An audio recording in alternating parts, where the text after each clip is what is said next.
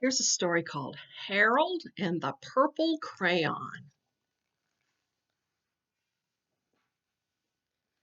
Harold and the Purple Crayon by Crockett Johnson.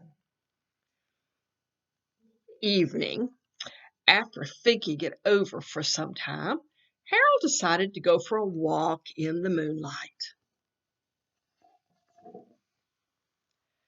There wasn't any moon, and Harold needed a moon for a walk in the moonlight, and he needed something to walk on.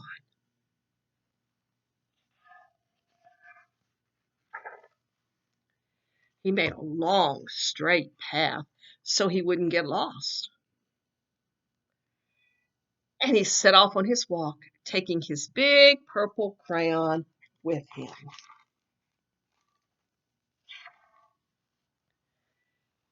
But he didn't seem to be getting anywhere on the straight path, so he left the path for a shortcut across the field, and the moon went with him. The shortcut led right to where Harold thought a forest ought to be. He didn't want to get lost in the woods, so he made a very small forest with just one tree in it. It turned out to be an apple tree. The apples would be very tasty, Harold thought, when they got red. So he put a frightening dragon under the tree to guard the apples. It was a terribly frightening dragon. It even frightened Harold. He backed away.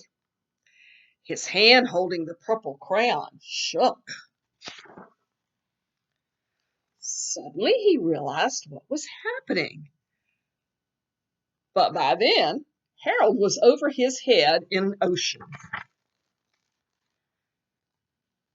He came up thinking fast, and in no time he was climbing aboard a trim little boat.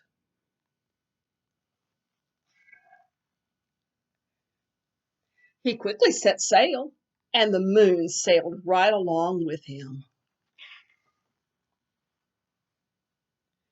After he had sailed long enough, Harold made land without much trouble. He stepped ashore on a beach, wondering where he was.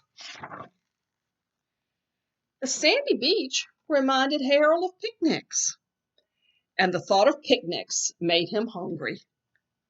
He laid out a nice, simple picnic lunch.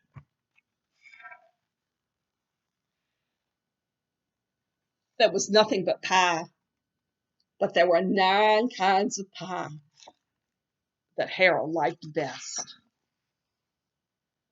When Harold finished his picnic, there was quite a lot left. He hated to see so much delicious pie go to waste. So Harold left a very hungry moose and a deserving porcupine to finish it up.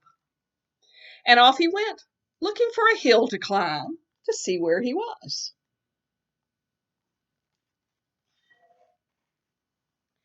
Harold knew that the higher up he went, the farther he could see, so he decided to make the hill into a mountain. If he went high enough, he thought, he could see the window of his bedroom. He was tired, and he felt he ought to be going to bed. He hoped he could see his bedroom window from the top of the mountain. But as he looked down over the other side, he slipped, and there wasn't any other side of the mountain. He was falling into thin air. But luckily he kept his wits and his purple crayon. He made a balloon, and he grabbed onto it. And he made a basket under the balloon, big enough to stand in. He had a fine view from the balloon, but he couldn't see his window. He couldn't even see a house. So he made a house with windows, and he landed the balloon on the grass in the front yard.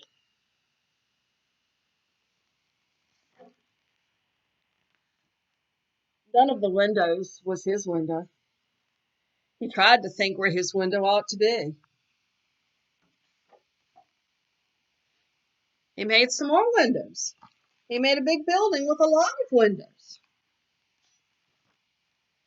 He made lots of buildings full of windows. He made a whole city full of windows.